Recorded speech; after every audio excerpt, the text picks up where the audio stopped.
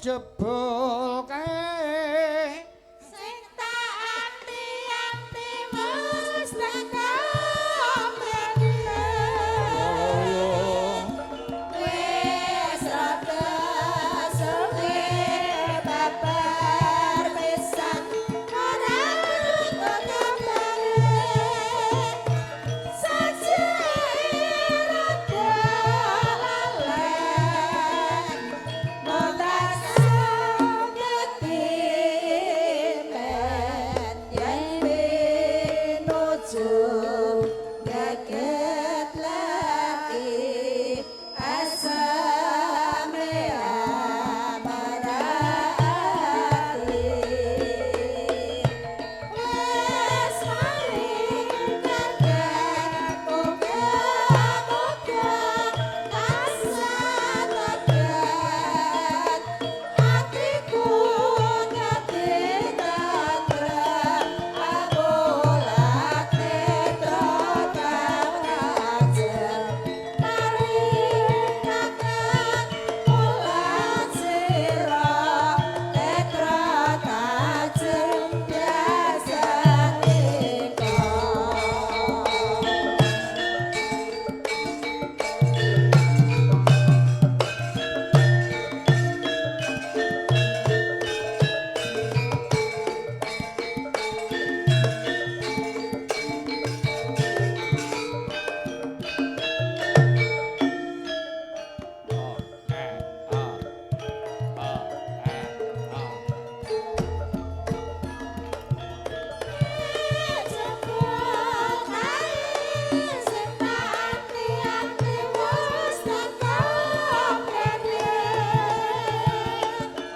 wis rada suwe babar pisan ora krungu kabare saja rada lalen motas ngati men yen pinuju geget lagi asame amarati wis maring kakek moga-moga asa teget atiku ngati tetrem aku lati prakang ajem mari kakek ulan sira tetrek ajem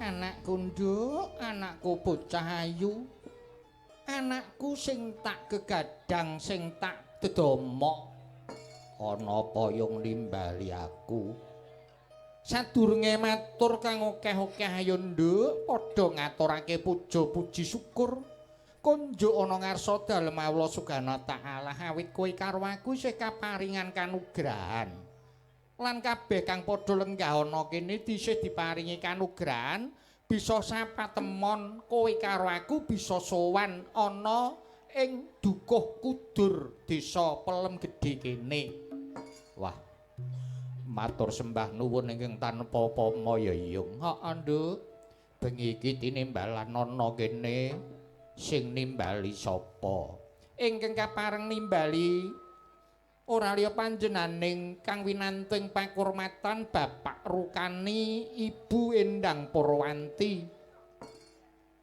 kagungan krasa apa Yung ora liya netakake ingkang putra kakung utawa ngislamake ingkang putra kakung ya kuwi putuku Muhammad Novel Aditya weh jenenge apik banget ya Yung heeh semoga-moga nggone nganakake pargian tetakan iki putuku diparingi kanugrahan karo Kang Maha Kawasa. Amin, Nduk, dadi bocah sing soleh, bangun miturut marang wong tuwa ya Yung. Heeh, Nduk, iya. bengi iki kowe karo aku pancen sowan ana kene lagi pisan iki ya Yung. Ya pisan iki, Nduk. Oh, iki nek nadaran iki. Nadaran. Ki mau wis mbabut kupat luar ingkang nadar panjenenganing simbahe ya ki ingkang winanteng pakurmatan Bapak Supadi Ibu Partini. Oh ngono ya Yung. Heeh. Dadi wis ora duweni ujar meneh. Ujar utawa pangunek-uneking penggalih wis dileksanani awit nalika nguni panjenenganing Bapak Supadi kuwi duweni krentek yen wayahe iki utawa putune bisa omong. Oh. Kuwi nek sunat bakal katanggapake Waringgit Purwa utawa wayang. Wah, wis kaleksanan ya Yung. Ya ana wayange, ana dalange, ana sindene, ana yagane, ana gonge. Komplit. Komplit ya Yung. Wah, wis.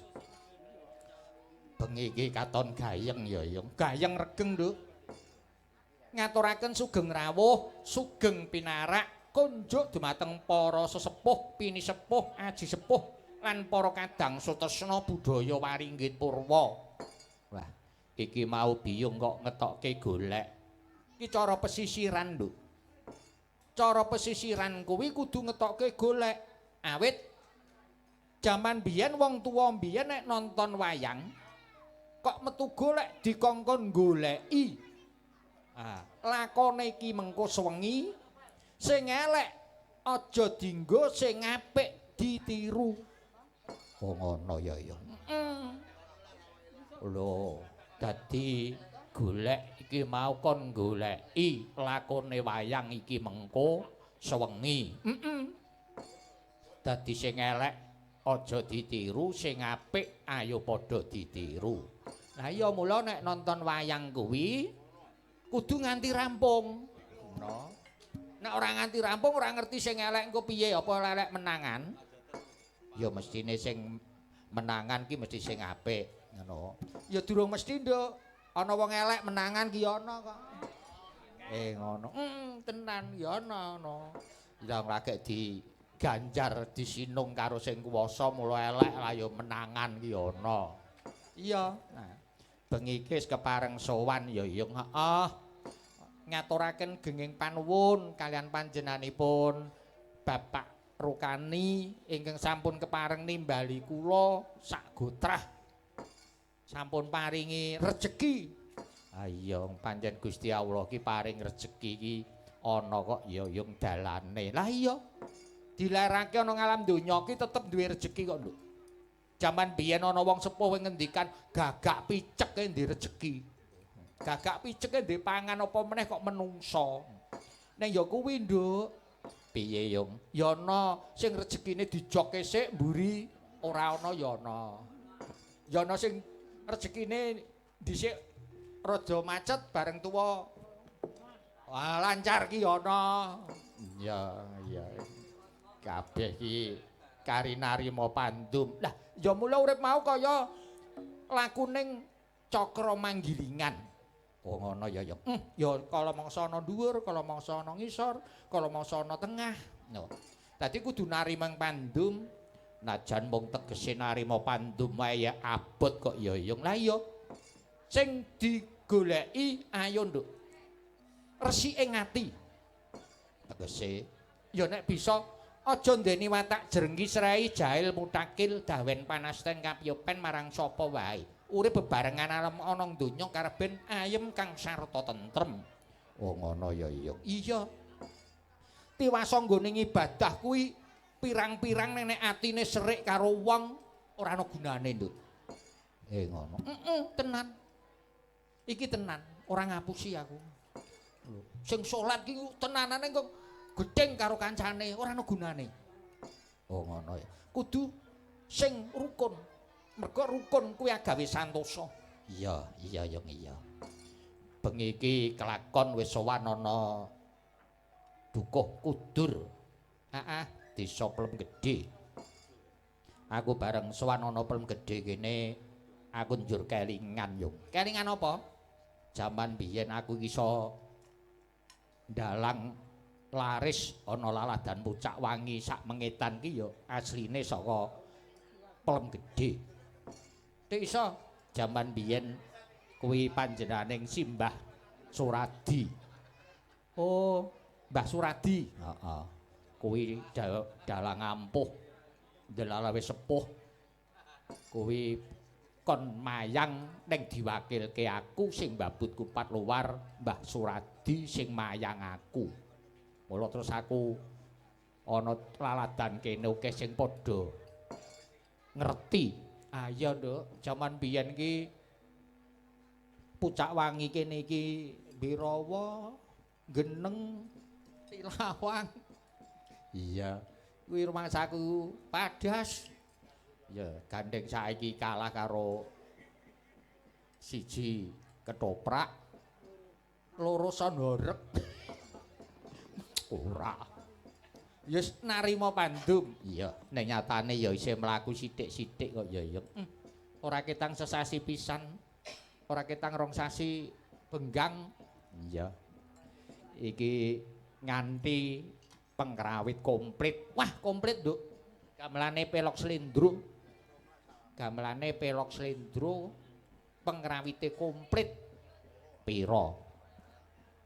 Kurang luwih ana piyayi pira, Pak? 16. Yogane 16.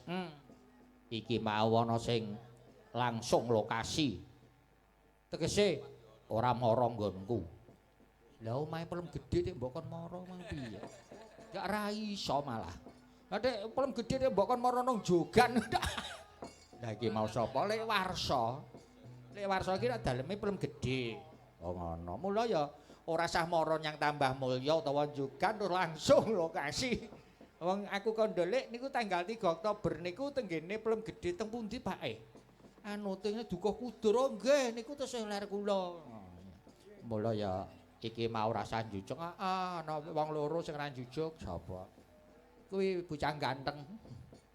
Sapa? Ganteng kuwi ya Sigit kuwi.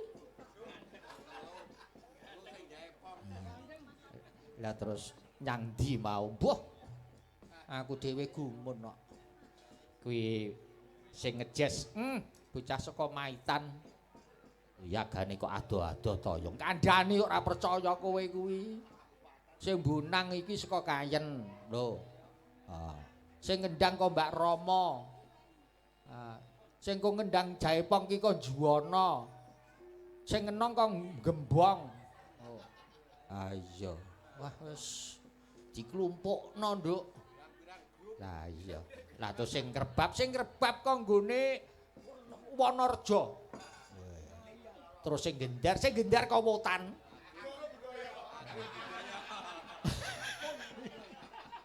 Iki mau ora melu Agung Budaya plorot. Pokoke kangger duwe Agung Budaya ditinggal. Iya. Nah, sing gambang kok Kayen. Tenan lho, iki wong pirang-pirang kecamatan tak kelumpukke.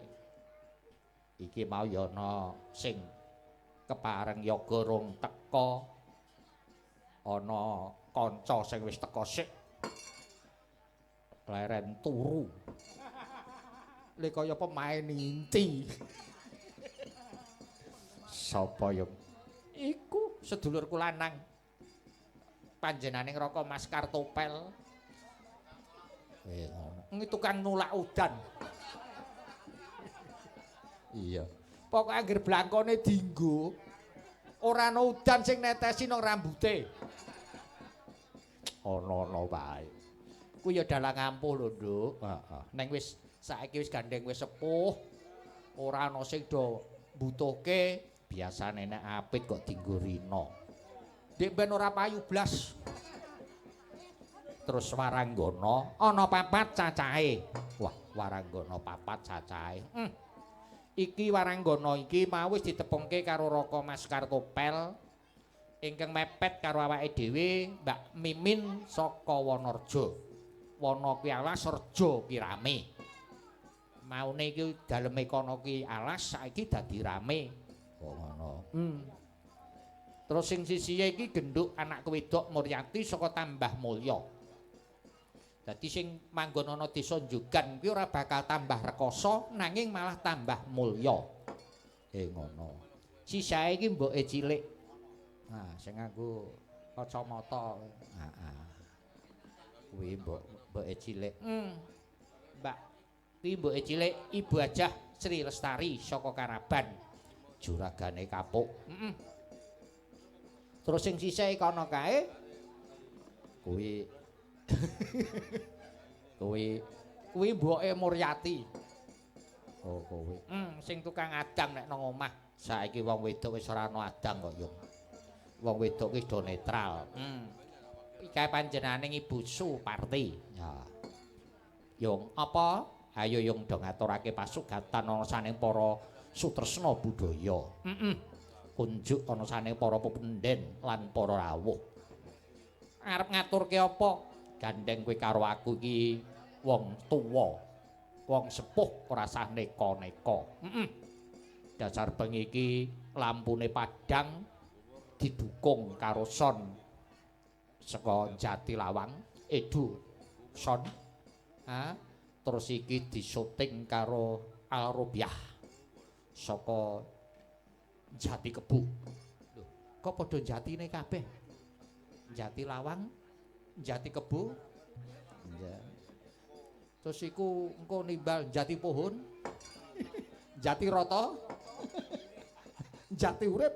Alah malah tutuk ndi-ndi. Ayo Yung don ngaturake laras pelok. Apa nduk diaturke sinom laras pelok. Nyuwun berkah pangestune Mbak Yu utawa Ibu Mimin ingkang saka Wonorejo. Sugeng dalu Mbak Mimin. Sugeng dalu. Nggih, sugeng dalu. Ketingalipun kok rada beber iki. Ketingale rada beber. Beber menapa? Seneng. Oh, alhamdulillah. Ketoke guneman wong papat kok yo nang pasar. Nggih, niki kompak niki. Aku ngrasake bingung. Aku ngantek bingung aku. Ape tak seneni piye wong ana bojoku ana ipeku ana anakku. Udah tukaran iki kok. Wong papat omong kok kaya bener nek nang pasar ki nek wong wedok suarane banter-banter. Mula pasar kewan kae ora ana suarane mergo anane wong lanang. Ngono. Sing dalu, Mbak. Nggih. Ketingale beber niku seneng. Nggih, alhamdulillah. Sing penting seger kewarasan nggih, Mbak. Amin. Tanggapane arang-arang sing penting seger kewarasan. Nggih, sehat. Nek sampean niku kalah karo Mbak Ibu Sri Lestari mesti. Nggih, pripun? Bu Lestari nu dalange akeh kok Mbah Sarno, Mbah. Nggih. Oke. Wes Jam terbange niku kathah nggih. Nggih. Nang nggih narima pandu. Nggih. Nek ben enten dalam tamsir tak kira bulik nderek. Keri-keri ora. Oh, nggih. Mboten sakit Mbak menawi. Kula nyuwun sinom nggih, Mbak. Sing cakepane Nulada Laku Utama. Nggih. Niku nggo pepeling supados sami mangertosi. Larase pelok kunjuk dhumateng para pepundhen ingkang dalu menika kepareng lenggah. Sugeng midhangetaken, sugeng lelenggahan sinambi menapa kemawon.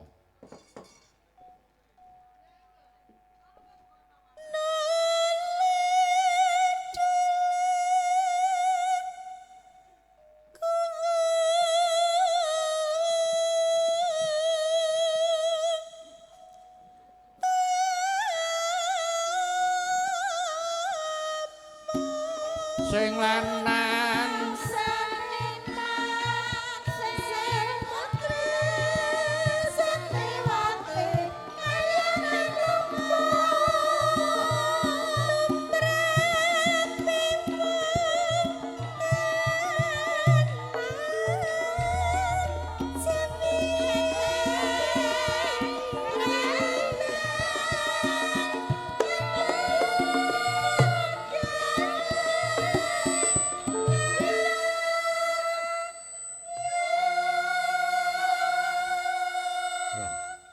saya sepuh ya Yung. Lah iya nduk sinden ki nek saya tuwa kuwi nek mangane ora ngati-ati saya ora genah suarane. Mulane Mbak Mimin le dahar mesti ngati-ati. Nah iya ana kerupuk disingkiri kok. Sing kandha sapa? Mboten nyirik kula. Heh?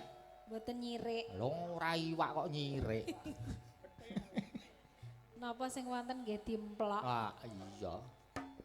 Alhamdulillah garwane ya sehat. Amin. Nah.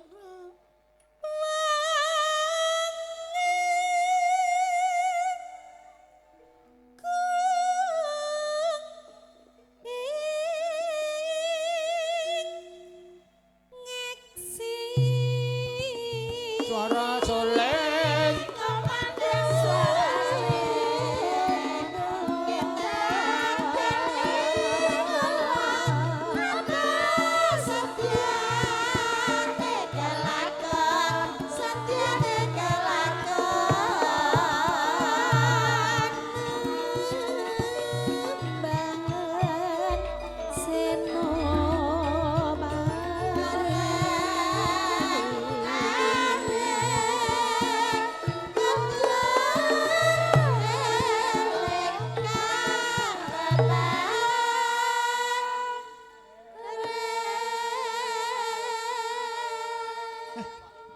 sinom ki nek pekinge mongal kok ya apik ya nduk.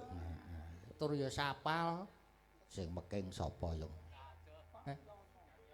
Wah, wonge gedhi kok. Ceklane cilik. No. Kapati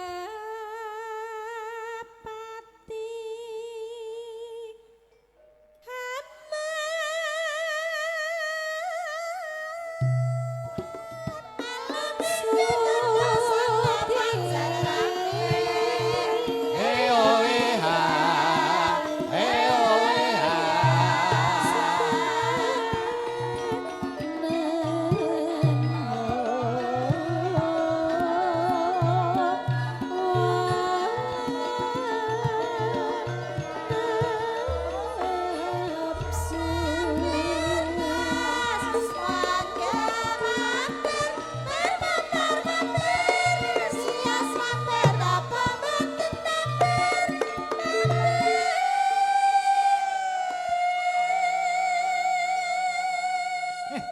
jan kayeng tenan ya nduk. Nah, sing nyenggaki wong sak omah.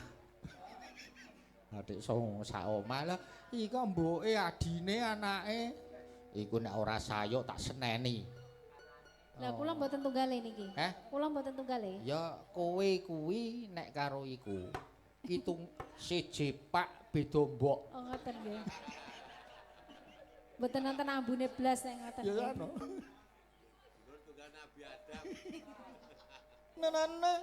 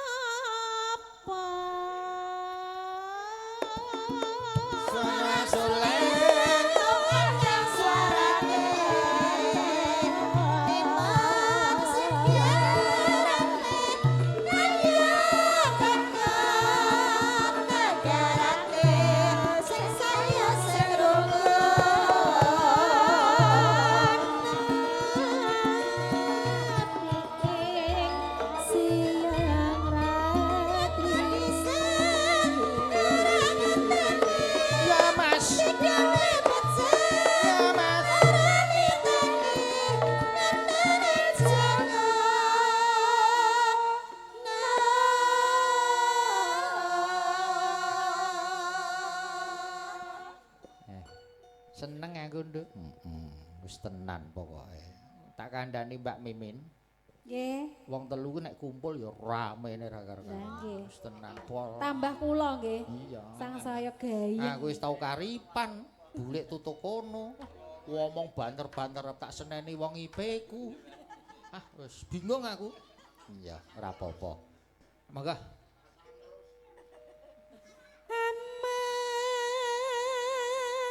Memangun karo wong yang sing sesama.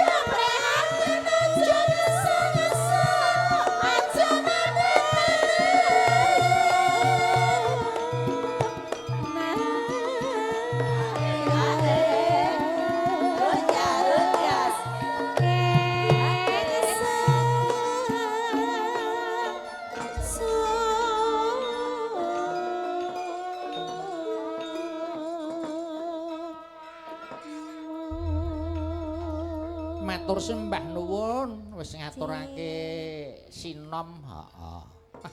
Bengi iki kowe karo aku minangkani pamundhute Bapa Rukani supaya nggelar wayang ana dalem kene kinarya kanggo apa kuwi siji syukuran loro angkluwari ujar.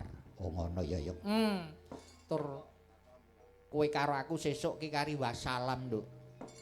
Adik kari wassalam. Ya wis dibayar kok. Komplit wis. Wis ora mikir apa-apa sesuk ya kari wassalam. Ha iya. Ya kuwi sesuk aja lali lek warsa nek kondur ya omong-omong. Nek ngono kuwi biasane rak bayarane ora. Iya, iya. Kalau mangsaku nek cedak malah lali yo kok, Nduk. Yo apa iki mau biyong kok ngaturake sinom. Sinom iki mau rerumpakane nuladolake utama tegese. Iki wewarah saka kraton, Nduk. Oh ngono. Wewarah saka kraton nuladolake utama tegese niruwa barang sing becik. Oh ngono. Tumrape wong tanah Jawi, wong nek mapan ana tanah Jawa kudu duweni subasita unggah-ungguh. Oh ngono ya ya. Ah iya. Dadi ya ngerti sing enom, ngerti sing tuwa. Wong agung ing Eksiganta tegese wong agung ing Mataram. Ah, Panembahan Senopati ingkang pungkasan memangun karya Natyasing Sesama. Tegese urip ana ngalam donya kudu bareng-bareng memangun nak ing Tyas Sesama tegese gawe tentreming atining liyan lan gawe senenging atine liyan. Wah, hebat tenan ya Yung. Heeh. Wah, matur nuwun. Ya ora ketang arep ngapa nduk wong jenenge wayang. Wayang kuwi kena kanggo tontonan, ya kena kanggo tuntunan. Syukur bisa dadi tatanan. Ya. Ayo Yung, gandeng larase pelok dibajutke. Wis mat-matan saiki aku nyuwun digaweke sing iramane rada gayeng. Kowe arep ngapa? Mau karmane Biyung saiki karmaku. Kowe arep nyuwun apa? Aku nyuwun lali janjine. Lali janjine. Larase pelok. Lah sisan gawe. Dadi engko nek laras pelok terus dislendrukke, slendro ngaleh. Bar slendro pelok ngaleh neh. Ya. Ayo saiki digawe lelagon lali janjine. Monggo. Ya monggo. Langsung wae ora usah nganggo bawa. Ya, men rada gayeng, rada sereng. Najan pengrawite iki ya ana sing sepuh, ya ana sing enom. Ya. Dadi ya ana sing sepuh tenan ya yang ana sing clentem lho, Nduk. Sepuh lho, Nduk. Kuwi masku kok. Lho, kuwi masmu. Kuwi kakangku kuwi. Iso ndalang, ora iso. Dadi penggaweane ya ngono kuwi nabuh ning larise ora karo-karuan. Kuwi ngenane dadi pengegong campur sari. Nah iya. Nek Biyung aku ora tau Nduk melu campur sari ora tau. Sing ngejak do wedi. Apa Biyung iso nabuh lan mung yoga-yoga ki tak kecil. Aku mbiyen ki yoga kok Nduk. Ayo kaya ngapa Yung didadekke Yung.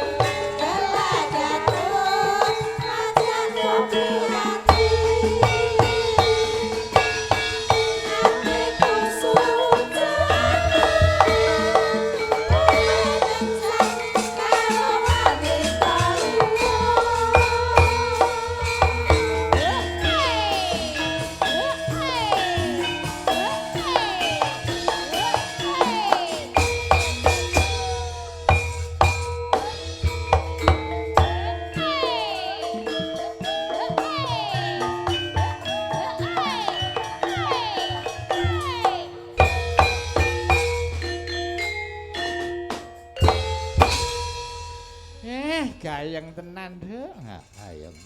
Semangat iki kanca-kanca.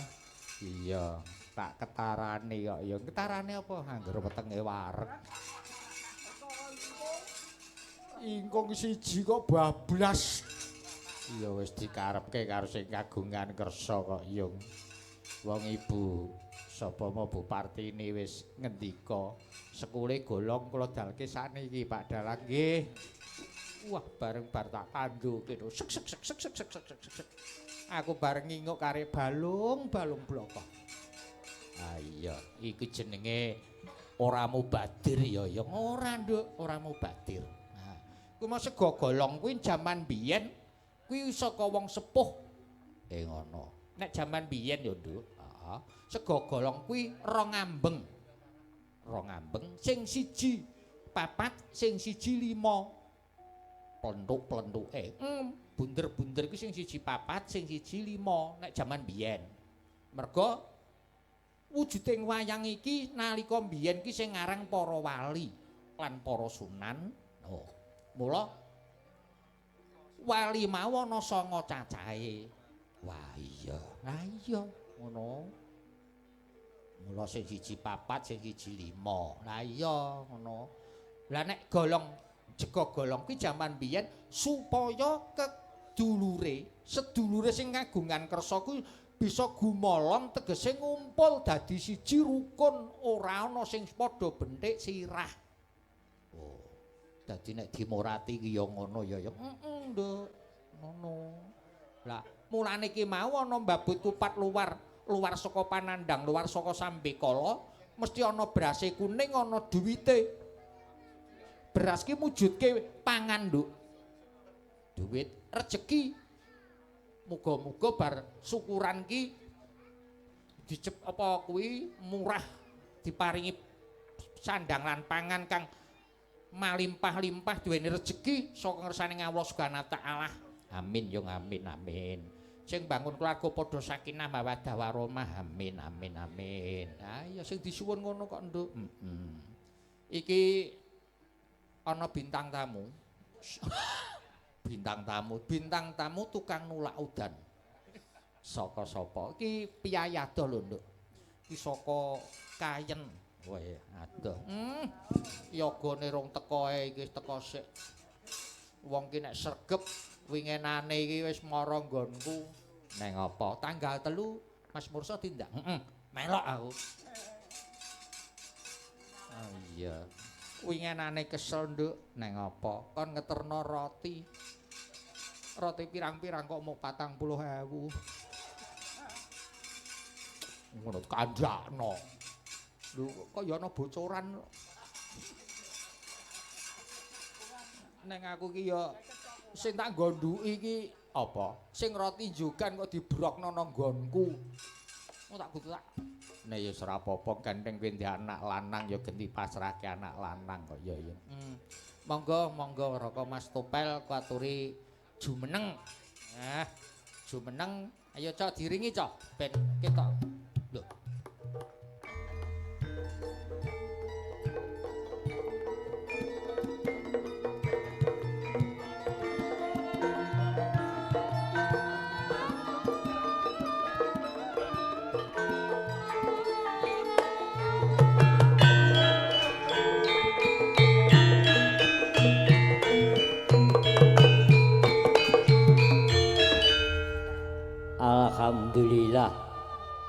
Alhamdulillah. Wa syukurillah. Aku anggar munggah tabuhane Trutur. Tegese Trutur niku kan lagu ngenes. Lagu prihatin. dados nyandakno nek sampean niku wong ngenes. Ngenes selawase urip, Pak. Pokoke. Neng anu kok Mas, kita kudu nyukuri, nggih Mas. Nggih. Najan to kados menapa kemawon panjenengan menika rumiyin ya dalang kondang sak Kabupaten Pati. Nggih. Dene sakniki mboten kondang niku rak nggih sedaya kala wau mboten saking sinten-sinten nanging saking awak sampeyan dhewe. Oh.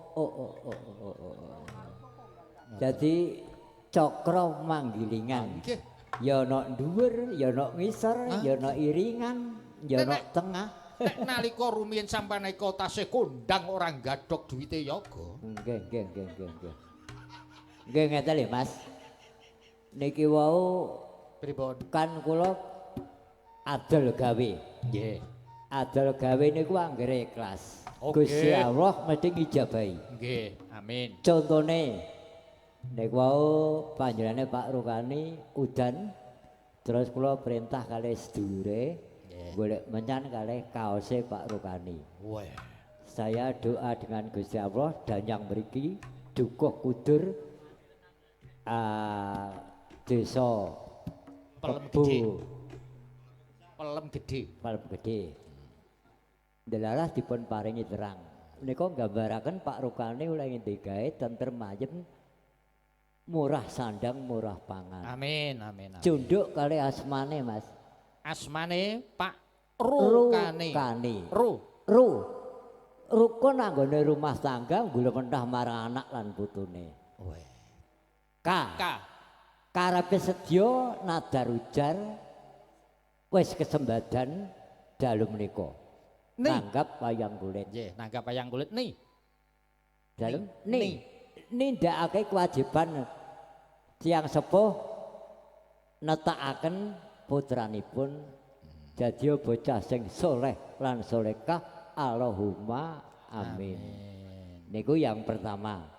Yang kedua kula adol gawe. Kula nyawisi kopi jenengan. Oh, nyawisi aqua jenengan. Terus Niku adol gawe. Niki jenengan. Lho, piye to? Aduh, mboten roh hari kula. Wah, kok sampean majeng mriku kula lungaken mriki kok. Sembah nuwun ing atase wong sepuh kok ngladeni sing enom. Lho, mboten kok wektu enom niku pokoke Perkarane napa? Perkarane ngeten. Pripun? Najan tuwa kaya apa?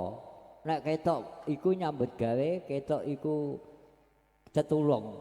Niku gedhe kesembadan. Oh, ngaten. Lho ngeten iki lho Mas. Pripun? Kok sesuk sampean nyangoni kula. Terus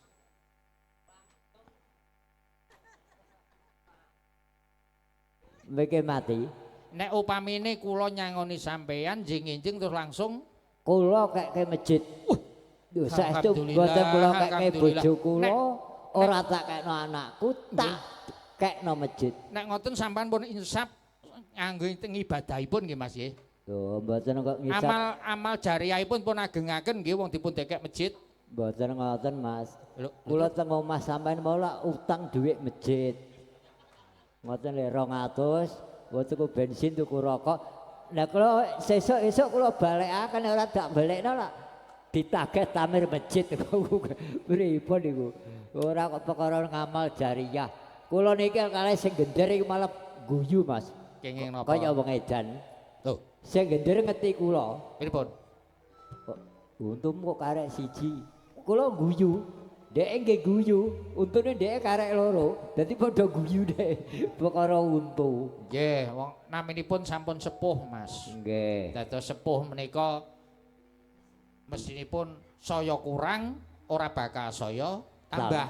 Tambah. Pancen wis wong tuwa niki kekuatane Kurang. kados kula niku umur 76. Sembalan dengahe kurang, Mas. Nggih. Wis mangan ya kurang, turu ya kurang, Nggih. kumpul bojo ya kurang. Ning ada kelebihan. Kelebihane teng napa? Kula nyawang bajah lestari kok imut-imut pokoke. Ketok ayu to, Pak. Saniki ngeten. Pripun? Naminipun tiang jaler, Nggih. tiang kakung. Nggih. Kok weruh wong wedok isih ayu kok ora ana gregete. Niku mboten normal. Oh, berarti ora normal ya? Nggih. Tapi nek isih ngerti gregete wong ayu berarti normal. Ngoten. Oh. Terus sampean nggih kula acung jempol kali panjenengan. Pripun? Panjenengan iki netepi dawuhe para haji, para kiai, Nggih. netepi dawuhe para sesepuh lan para leluhur. Nggih. Wong urip kuwi kudu silaturahmi nyang ndi papan lan ndi panggonan kareben panjang yuswa. Pasti. Nah, nggih. Wong niku anggere gelem silaturahim, Nggih. gelem silaturahmi dikei sehat, diparingi panjang umur. Ah nggih, mila sampean bendina silaturahmi. Kerep kula. Kerep. Dolan. Dawuhe Gusti Allah Nah. nimbali malaikat. Wah, Kartopel kae jabet nyawane. Lah ngaten ah. Nggih. Kula diparani malaikat.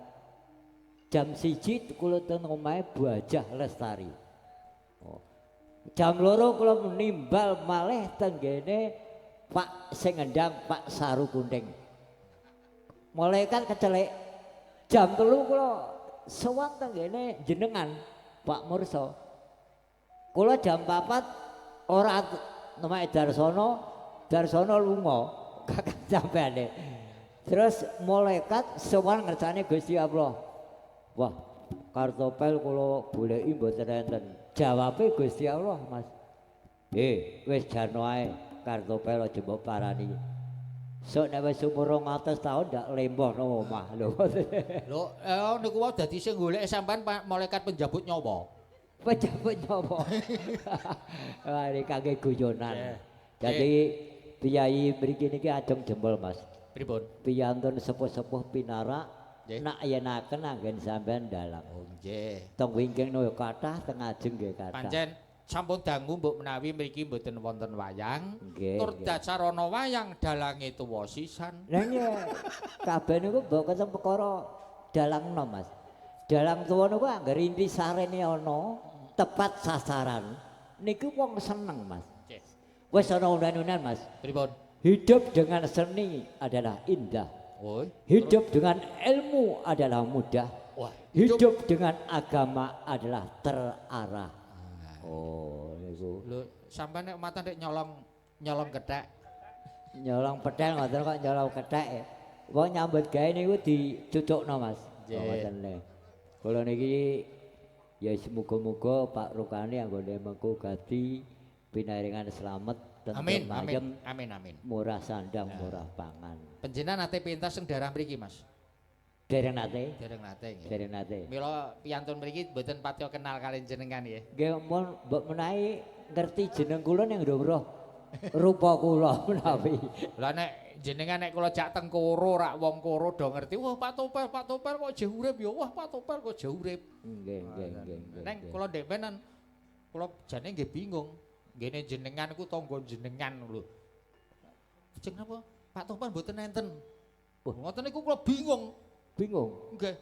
Aku takok kali tangga jenengan, Pak Mursa, napa? Jenengan sing pados sinten? Pados Pak Topel. Pak Topel mboten enten. Lah niku karepe mboten enten niku. Kula nu mestani mboten enten niku pun kapundhut. Ya Allah. Sithik ning ape ning guri ndongakno niku padha karo. Ora apa-apa. Niki krawitane seragam hitam-hitam. Mas pimpinane Mas Joko putra jenengan. Oke. Kula niki nggih gumun, Mas. Pripun? Kula niku HP kan mboten mudeng. Nggih. HP sakniki niku angel WA, wah napa malih anu wis ora mudeng. Ning dilalah wong pancen pangan rezeki. Gusti Allah niku paring dalan rezeki niku sak dalan-dalan. Contone dilalah kula niku ngeten. Tanggal 16 ana wayang Mas Joko. Nanggone serbaguna kan ngeten. Lho, ya ini ndak main tanggal 3 kok. Lho niku nak mongko ora ana sing ngandani. Lah niku Gusti Allah nutuk Mas Joko Kartopel kandhani. Lah ngoten lah cara kasarane. Ya. Bapak Jarum. Ya kono ka Pak Mudi rumatana. Timbang ana sing timbangane ora ana sing ngrumati. Oh, wah. Kula niki gonduk karo sing enong, Mas. Pripun? Kancane dhewe digayane sing enong niku Bagong. Le udut ngene. Wah, oncene. Wah, ora gadhe tak delok iki apa le. Anu iki please break apa-apa digoye. Nggih, kula tak bisembah lagu. Nggih. Kersanipun para rawuh ngertos nek kula niki Kiai Haji Kartopel. Haji lho Mas kula niki. Lho. Haji? Ora haji ning hajingan. Nggih. Lagu wajib Kang Saru Manggolo Yuda Joko melarat bersama Nyu Loh Kodok. Ora nyul palapan nyul kodok. Mboten Aja lali ku nek srengenge siap. Wah, niki sing balung krawitan enggal nggih. sinten? Mas Joyo Widakdo. Oh, nggih. Niku nggih dalang lho, Mas. Lho, dalu niki dalang kok kathah. Kathah. Panjenengan. Nggih. Mas Dagdo. Mas Joko putra Mas jenengan. Joko, terus Mas Sigit. Mas Sigit dalang. Gitu. Lah nek sing gampang niki nggih dalang. Dalang napa? Kerusuhan. Niku adine Jinadi niku, Jinodo. Monggo bukane bodang. Badhe napa, Mas? Nggih. Napa? Lagune apa? Joko. Mbak Parti nek guya-guyu. Oh, niki dalu niki nek mboten lepat dipun live streaming lho, Mas. Oh, nggih, tidak apa. Mugi-mugi adik-adik sederek-sederek nggih ingkang wonten Palembang menika nderek ngoten iso nonton karo Kang Mase. Biasane adik kula niku ngoten Mase kula lan niki sugeng mirsani ingkang dalu menika nembe live streaming saking Dukuh Udur Desa Pelem Gedhe, Kecamatan Pucak Wangi, Kabupaten Pati. Bumi Minatani. Wah.